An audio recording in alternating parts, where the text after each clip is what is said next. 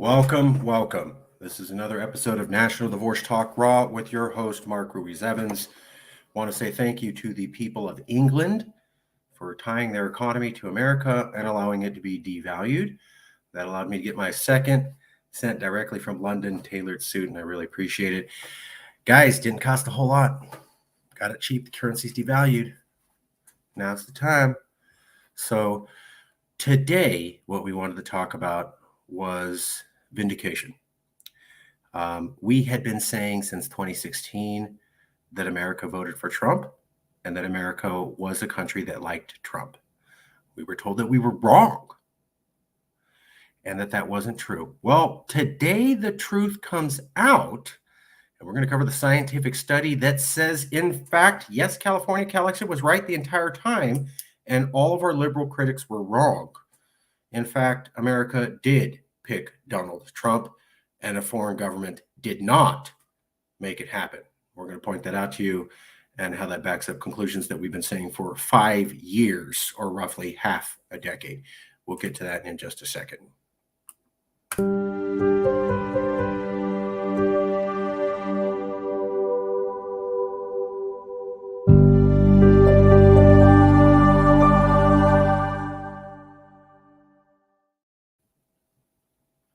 Well, there's a new study that came out recently this week. It was announced by Washington Post.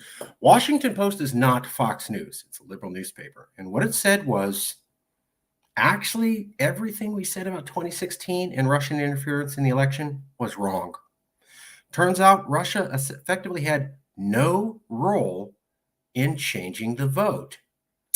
I know, not what a lot of people want to hear. Let's cover the science. And what I'd like to remind people is that we just finished 2 years of COVID. I was told by liberals, conservatives don't follow the science. They'll say, oh, I heard that study, but I don't believe it, because they're science skeptics. And that's why they're not good people. Liberals follow the science. That's what I've heard for 2 years with COVID. Let's hope that attitude continues, because the science is now saying something liberals don't want to hear. I'm a liberal, but I also don't lie for my side. Let me show you the evidence of what's going on right now. We'll go to a share screen. Wow. Here we go. Russian trolls on Twitter had little influence on 2016 election. That's from the Washington Post, a liberal magazine. Russian trolls on Twitter had little influence in the 2016 election. Let me show you that again. Washington Post came out recently, not a conservative magazine. Other people covering it, obviously Fox News is covering it, but New York University also covered it. That's a university. And here's New York University also saying exposure to Russian Twitter campaigns in 2016 presidential race, highly concentrated, largely limited to strongly partisan Republicans. Just came out. This is a university pointing that out. No, we need to do this search. Sorry. New York University, IT World, The Intercept also is a very, very liberal newspaper. These are liberal organizations along with conservatives pointing this out. But basically, that's what the study says. Now, what they're pointing to is this study right here. This is the actual study. It came out recently by the journal Nature. So, exposure to Russian internet research agency foreign influence campaign on Twitter in 2016 U.S. election and its relationship to attitudes and voting behavior by Gregory, Eady, Tom Paskhalis, Jan Zilinsky, Richard Bonneau, Jonathan Nagler, and Joshua A. Tucker for Journal for Nature Communications, issue 62 in the year 2023. And here's what they say. There's widespread concern that foreign actors are using social media to interfere in elections worldwide. Yet data have been unavailable to investigate the links between exposure to foreign influence campaigns and political behavior.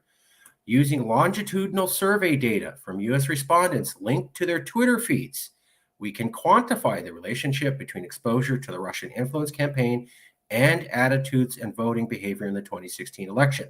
So they're going to look at what people posted on their social media before and after the Russian social media campaign, and they want to see if the information coming from the Russian media campaign influenced the things that these people said and thought and did, because if it influenced their vote, it should influence the person too, and we should see some evidence of their opinions being shifted somehow on their social media accounts. So this is the first study to look at people's social media accounts before and after the intervention of Russia and see if there was any quantifiable change using computers scanning everything.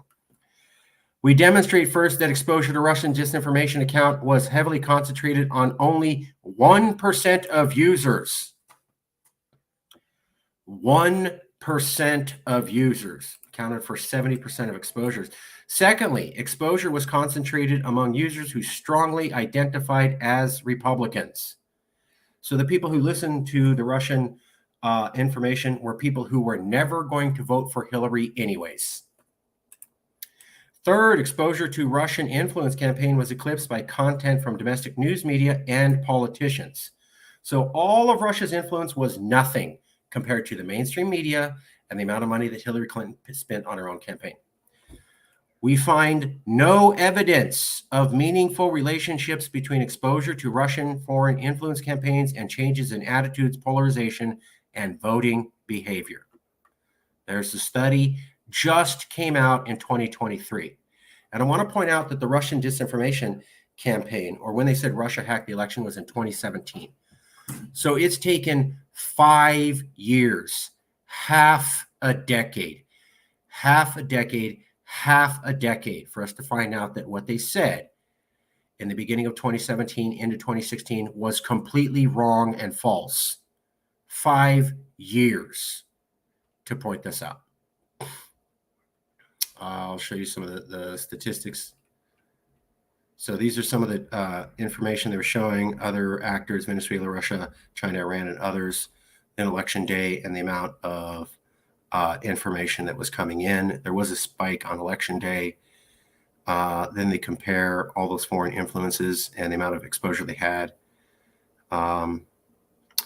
This is my favorite one here. So there it is.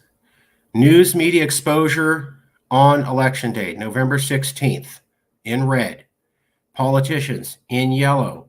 Russian influence in black. So see the Russian influence and how it barely showing up on November 16th with the black lines, and then the politicians are like 20 times larger, and then the media is like 30 to 100 times larger. That's the actual amount of exposure. And what this is showing is this tiny amount of information produced by the Russians was 1% effective for only conservatives. So that's basically the story. It never happened. We were told Russia hacked the election, Russia rigged the election. No more than 1%. So that's, and this is showing it was mostly with Republicans. But the real chart is this one right here that shows the relative impact of Russian influence versus politicians versus media. So there is the research publication that says that. And before you doubt this, let me point out, Nature is one of the oldest scholarly journals on Earth. It was the most cited scientific journal by the Science Edition in 2019. It has a claimed online readership of about 3 million users per month. There's 2 scientific journals that go back to about basically the mid-1800s, and Nature is one of them.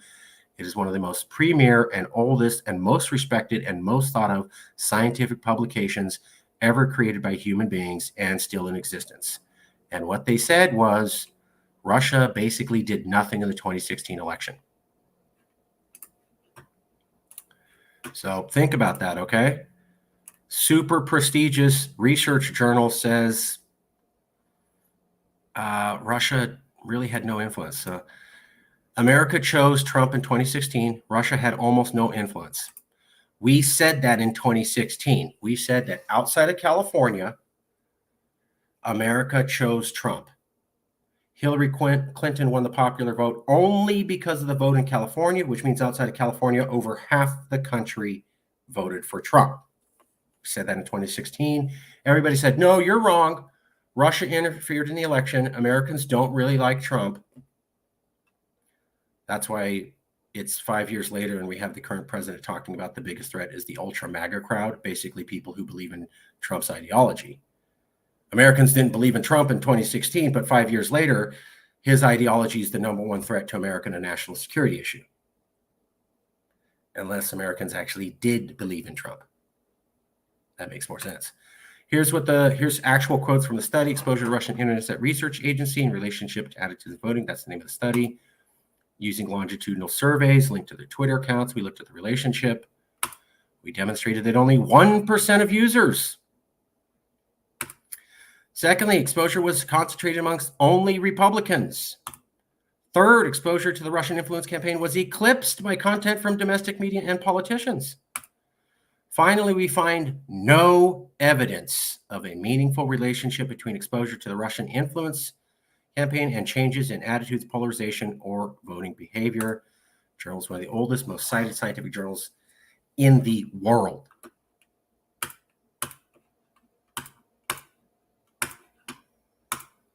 Now, we've been saying this. So Hillary Clinton, her popular vote came entirely from California.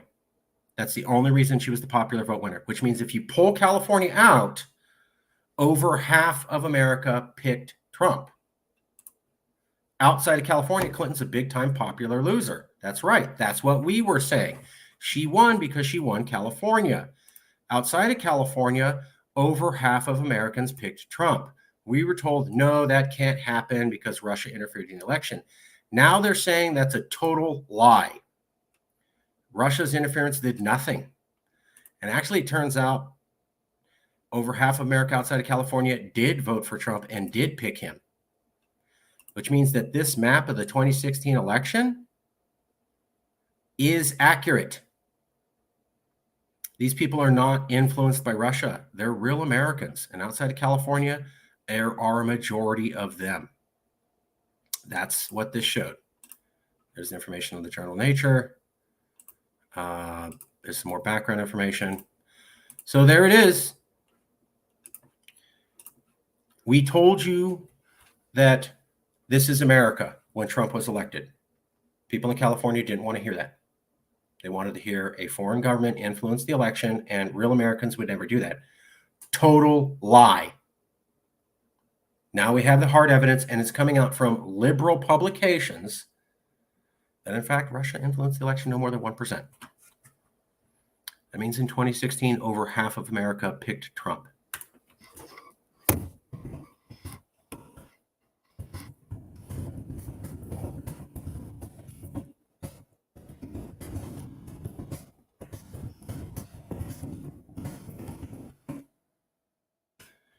In 2016, over half of America picked Trump outside of California. These are your fellow Americans. I hope that liberals will stay true to their word about backing science and believe this scientific journal. I've already talked to a few liberals, as I am one, and they go, well, I don't believe that. What's the difference between a liberal who says, I don't believe what that scientific journal says about the election, and a Republican who says, I don't believe what that scientist says about COVID? What's the difference? Something to think about. We told you this 5 years ago. Everybody said we were wrong. We were 100% correct, and everybody else was wrong. That keeps happening. Maybe it's because we know what the hell we're talking about, and that's why we keep sticking in the game and getting predictions right. We were right about Texas versus white. We were right about consent to the states, and we were right about Trump's percentage of the population that backed him. And on all three of those things, people said we were dead wrong, and they were wrong. And it took years for the truth to come out. But when it did, we were completely vindicated. Okay, that's it for the show. Hope you enjoy that bit of factoids. You do live in a country where outside of California, over half the people do like Donald Trump. That is a hard reality you need to accept as a Californian.